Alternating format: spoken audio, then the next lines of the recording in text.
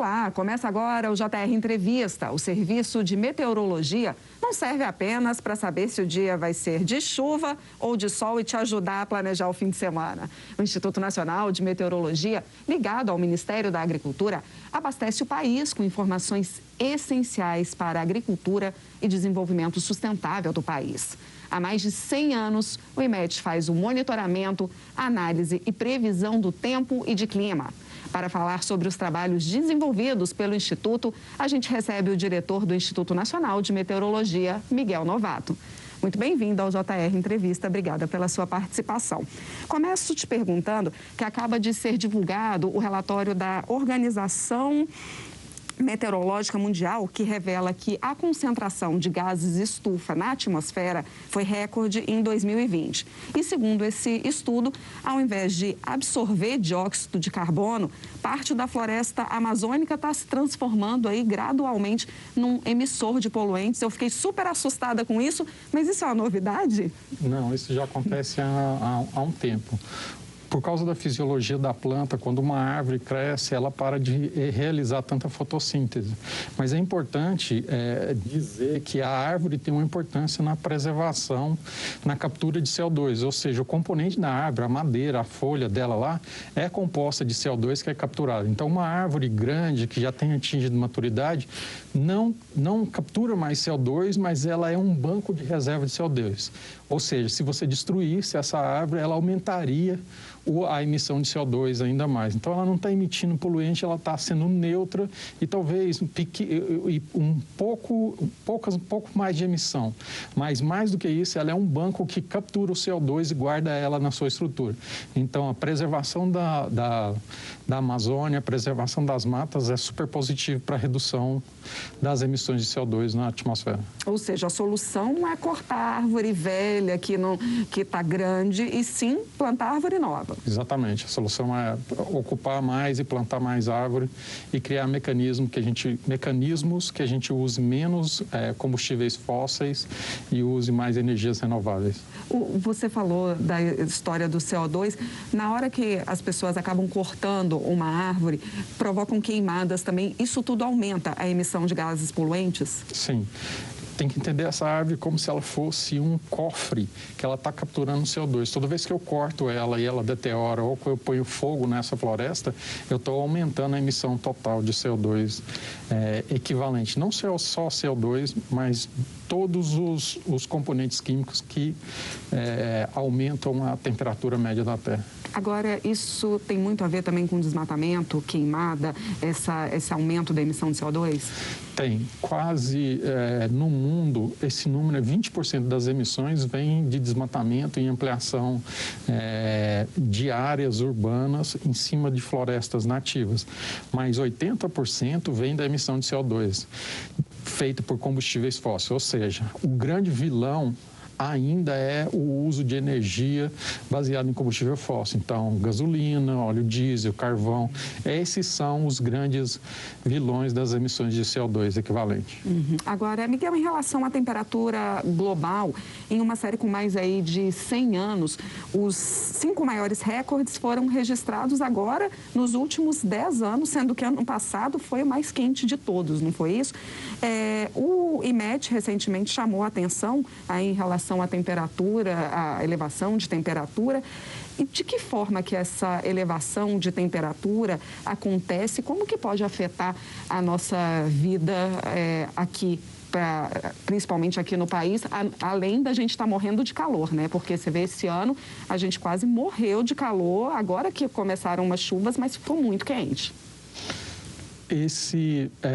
Essa mudança da temperatura a gente já está colhendo agora. Então, por exemplo, a crise hídrica, falta de água suficiente para fazer com que os reservatórios no sudeste e sul do país possam gerar energia suficiente. Então, é factível. E a gente lançou, como Renato, como você disse, a gente lançou um estudo desde 1961 até hoje, mostrando a redução de chuvas nessa região que é centro-sul, sudeste e sul. E o aumento de temperatura. Então, a gente gente pode ver a reta é crescente numa temperatura e a chuva é decrescente. Isso já é o começo dos efeitos de um aquecimento global.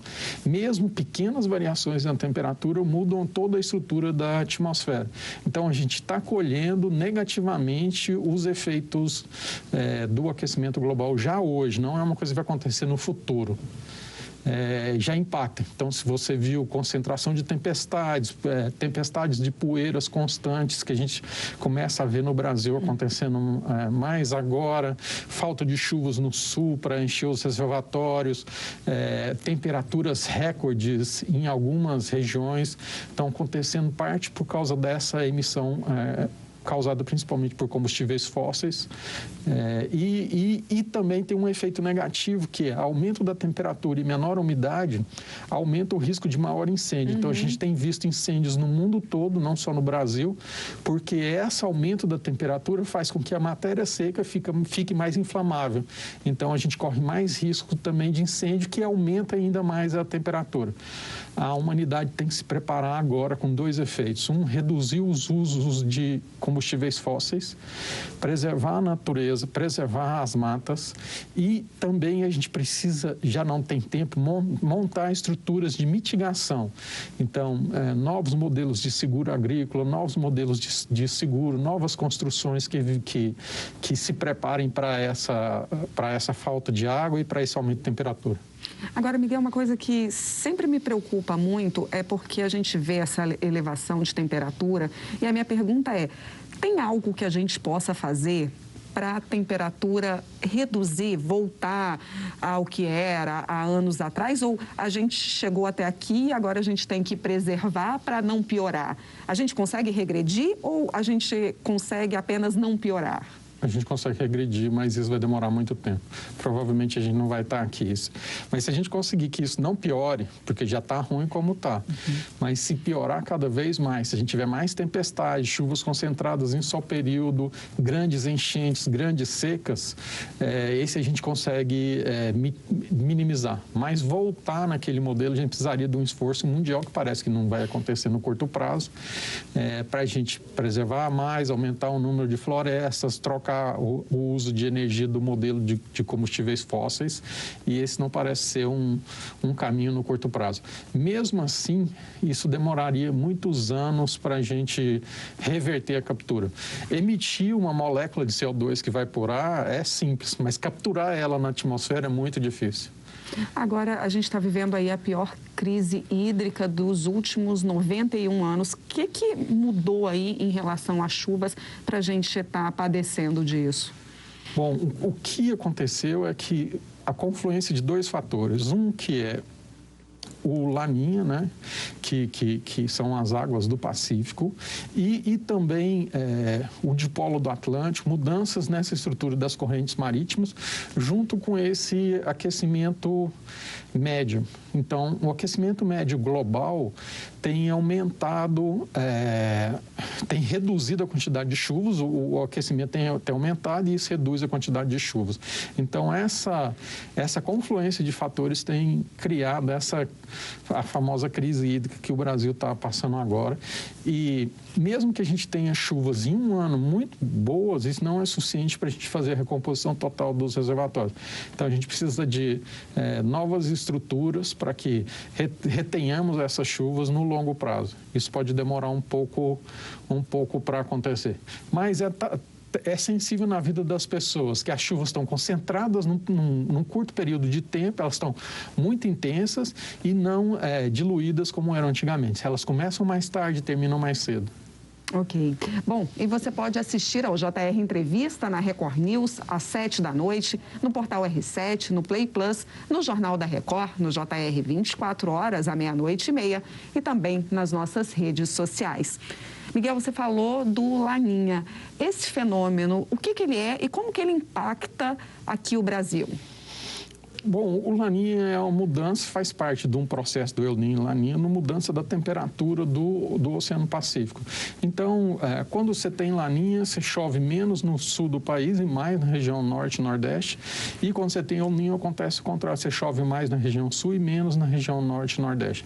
Então, mas é importante dizer que... A gente ainda está tendo, desculpa te cortar, a gente ainda está tendo o fenômeno El Niño ou só o Laninha? Não, aqui? só Laninha. Ah, ok. A gente só está tendo Laninha agora. Então, essa semana que foi confirmado que o Laninha vai acontecer. A gente tem como medidores desses boias marítimas que medem a temperatura das correntes no Pacífico. Bom, o que acontece com a atmosfera? O Laninha é importante, mas não é só o Laninha que determina a falta de chuva no sul. Então, você tem outros fenômenos atmosféricos que precisam ser estudados, impactados para fazer uma boa previsão de tempo. Para se ter uma ideia, a gente tem um supercomputador, na verdade o Brasil tem 2 modelos principais de supercomputador, um no INPE e um no IMET, eu tenho quase um prédio inteiro de computador lá, que processam esses dados. Então, a gente captura os dados que são feitos dessas boias marítimas, num convênio mundial, a gente das estações meteorológicas, dos radares, de todos os aviões que têm radares que sobrevoam e dos satélites. Joga todos esses dados num supercomputador e mede qual é a previsão e faz a previsão para lá. Isso significa que um dado só, Laninha, El Niño, não é só o único determinante para dizer o que vai acontecer. A ciência da meteorologia é muito mais complexa do que parece. E por isso que a gente precisa valorizar o trabalho do meteorologista. No futuro, esse trabalho é que vai salvar vidas e que vai impactar. Quando a gente está falando sobre aquecimento global, falta de chuva, nós estamos falando sobre quebrar negócios, sobre empresas que não vão poder produzir, como está acontecendo na China, por causa da falta de chuva. Então, o impacto na vida das pessoas é real, acontece. Então, a gente precisa valorizar a meteorologia como um instrumento a ser usado e incorporar isso na nossa ação produtiva. Porque, no final das contas, com certeza, pessoas vão perder dinheiro, mas se a gente não tomar muito cuidado, pessoas vão perder vidas. Agora, já aproveitando esse gancho que você falou de impacto nas nossas vidas, qual que é o impacto disso na agricultura? Por exemplo, desse fenômeno Laninha? É forte? É sim. O ano passado a gente teve um atraso do início do plantio da primeira safra, esse atraso fez com que a colheita da primeira safra fosse estendida, evitando que a gente pudesse fazer uma segunda safra, por exemplo, do milho. Então, você teve uma menor produção no Brasil do milho por causa desse deslocamento do período de chuva. Muito provavelmente a gente vai acontecer a mesma coisa. A produção vai continuar boa, porque a ministra Tereza tem feito um ótimo trabalho em regular isso, mas vários países no mundo estão tendo dificuldade com essa produção, inclusive aqui na América do Sul. Bom, essa produção, a gente precisa incorporar mais o conhecimento da meteorologia na produção agrícola. Então, a gente sabe, por exemplo, que o cultivo da soja pode ser 50% maior se a gente fizer uma boa gestão da meteorologia. Por quê? Porque se sabe a hora de pôr um adubo, a hora de pôr um defensivo agrícola, porque se chover no dia sequente, ele lava aquele defensivo e ele não é usado, ou se não chover, aquele adubo nitrogenado precisava de chuva para reagir com o solo, não é usado. Então, a gente precisa primeiro incorporar o conhecimento da meteorologia na gestão. E se tem um setor que vai impactar muito, são 2 setores. Um é a produção de energia por causa da nossa necessidade. Eólica, solar e hidrelétrica, todos são dependentes de clima. E a gente da agricultura, que é 100% dependente da estrutura climática. Então, mudanças climáticas que vêm pela frente vão afetar a produção agrícola, com certeza. Isso que você está falando é o sistema de suporte à decisão na agropecuária? É isso que auxilia o produtor rural? Sim. A gente está criando no IMET uma nova estrutura que é um seguro paramétrico. em que a pessoa possa fazer o seguro de forma rápida, usando só tecnologia em que o IMET é o mediador do seguro. Em vez de dizer que a seguradora ou o contratante finalizar o seguro, o IMET diz que choveu ou não choveu naquela área e o seguro é pago imediatamente.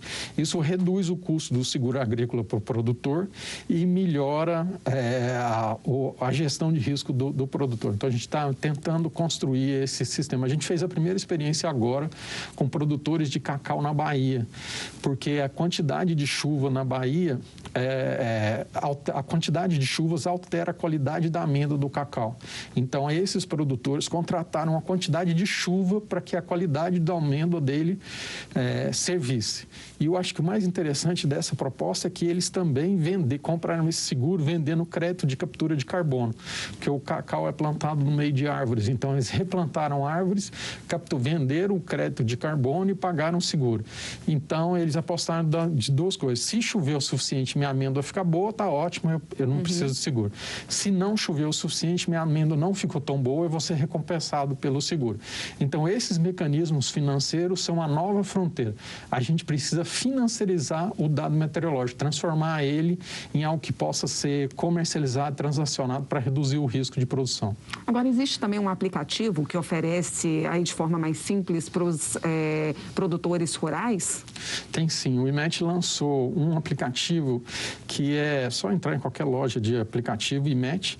Ele é gratuito, não se paga nada. Então, ele localiza pelo celular o local que você está e ali ele tem a previsão, a sua estrutura, como ele funciona, previsão de chuva, de tempo, para ele fazer uma gestão. É uma experiência que a gente está tendo para melhorar exatamente isso, a comunicação. A gente sabe fazer a meteorologia no Brasil, a gente só tem a dificuldade de divulgar ela individualmente para o produtor que está no interior do país, que precisa daquelas informações. E o aplicativo vem para fazer isso. É gratuito? É gratuito. Obrigado pela chance de falar do aplicativo. Imagina. Bom, e o JR Entrevista vai para o intervalo. Na volta, a gente fala sobre o impacto das tecnologias 5G no serviço de meteorologia. Até já. Estamos de volta com o JR Entrevista. Aqui com a gente o diretor do Instituto Nacional de Meteorologia, Miguel Novato. Miguel, chegou a ser criado o Sistema Nacional de Meteorologia, que deveria coordenar aí as atividades do IMET, do INPE e do Sensipan, não é isso? Ele chegou a ser extinto? O que aconteceu? Na verdade, o sistema funciona, ele está funcionando informalmente. O que houve um adiamento foi a criação do decreto que regulamenta esse sistema. Qual que era o problema? Você tem 3 órgãos ou mais órgãos fazendo a mesma coisa, então você tem uma duplicidade de recursos. Então, o governo gastava 2 vezes mais para produzir a mesma coisa. Então, a gente subdividiu as tarefas. O IMET cuida agora da divulgação e comunicação das previsões meteorológicas. O INPE, que é um centro de excelência em tecnologia, vai cuidar do desenvolvimento da modelagem numérica, aquela parte do computador, e o Sensipan, apoiando as duas instituições, cuidar do programa de radar no Brasil, que a gente precisa muito de informação de radar para fazer boa meteorologia. Bom, esse problema se arrasta por mais de 30 anos. É a duplicidade de ações dessas várias instituições. Esse ano a gente coordenou isso e chamou de Sistema Nacional de Meteorologia. Agora, a gente precisa de um decreto que regulamente essa coordenação. E é esse decreto que está em discussão. Só está faltando esse decreto? Só está faltando esse decreto, só que isso acontece no setor público, que a velocidade que a gente gostaria que tenha no setor público não é sempre a velocidade jurídica ou de tramitação das instituições. E esses pequenos acertos vão sair. Minha confiança é que a gente terá, sim, a formalização do Sistema Nacional de Meteorologia, mas, de qualquer forma, a cooperação entre esses órgãos já está acontecendo. Então, o INPE é super parceiro do IMET, o Sensipan é super parceiro do IMET, a mesma coisa do IMET com esses 2 órgãos. A gente está produzindo uma informação de melhor qualidade, gastando menos recursos. E a gente precisa fazer essa integração. Ela pode até não ser formalizada, mas é importante que essa coordenação entre os órgãos exista. Agora, há uma expectativa, uma previsão de quando esse decreto saia ou não? Eu gostaria de dizer, assim, a data. Por mim, sairia até em 10 dias, mas isso está sendo coordenado, depende de opiniões jurídicas, precisa de uma articulação entre os ministérios para melhorar. Mas hoje há boa vontade? Eu acho que há boa vontade. Hoje, um grande patrocinador é a Secretaria de Assuntos Estratégicos, porque meteorologia vai ser assunto estratégico, e eles estão fazendo um trabalho excelente nessa integração. Então, parte do sistema é coordenado pela Secretaria de Assuntos Estratégicos, que é ligada direto ao presidente da República, para a gente fazer a coordenação entre essas atividades. De qualquer forma, a cooperação está existindo. O que essa lei vai fazer, o que o decreto vai fazer é garantir que isso exista para além do indivíduo. O dia que o Miguel sair do IMET, vem outra pessoa, você vai ter uma regulamentação para que essa coordenação continue existindo. Lembrando que todos esses órgãos são ocupados por técnicos, então nenhum desses órgãos é indicação puramente política. Eu sou funcionário de carreira da Embrapa, o presidente do INPE é um funcionário de carreira do próprio INPE, então a gente tem uma coordenação e uma ocupação desses órgãos sempre técnica. A visão é construir um arcabouço de informação para melhorar a qualidade da produção e a qualidade de vida das pessoas no Brasil. Agora, Miguel, de que maneira a internet 5G pode mudar aí o trabalho que é feito hoje pelo IMED? A gente tem dois problemas, que um é que a coleta de dado e a transferência desse dado para o supercomputador para ele processar, e o outro, uma vez que a gente tem o dado, entregar esse dado para a pessoa que está no local. Então, a internet 5G ou qualquer melhoria de infraestrutura de comunicação vai nos ajudar a reduzir o custo de captura de dados e reduzir o custo com que a gente entrega esse dado para o cidadão. Então, a gente acabou de mostrar o aplicativo do IMET, como ele captura isso. Com 5G, com velocidade, ele vai poder olhar em tempo real a nuvem que está chegando perto, quando vai chover, que sol que vai acontecer naquele dia. Então, a gente precisa de qualquer melhoria de infraestrutura. E isso vai ajudar muito, tanto na captura do dado, como na difusão da informação. Uma questão de velocidade aí já ajuda muito para a pessoa ter a informação logo. Ajuda muito, porque muitas vezes a gente perde a captura do dado e a gente não consegue entregar para a pessoa o dado. Então, a gente precisa de duas coisas, aumento da velocidade de transmissão e a gente precisa aumento da cobertura também. Miguel, te agradeço muito pela entrevista, foi ótimo, até a próxima. Eu que agradeço, obrigado. E o JR Entrevista fica por aqui, lembrando que você pode assistir ao programa na Record News às 7h, no portal R7, no Play Plus, no Jornal da Record, no JR 24 horas, à 00h30 e também nas nossas redes sociais. Muito obrigada também pela sua presença aqui no JR Entrevista. Até mais.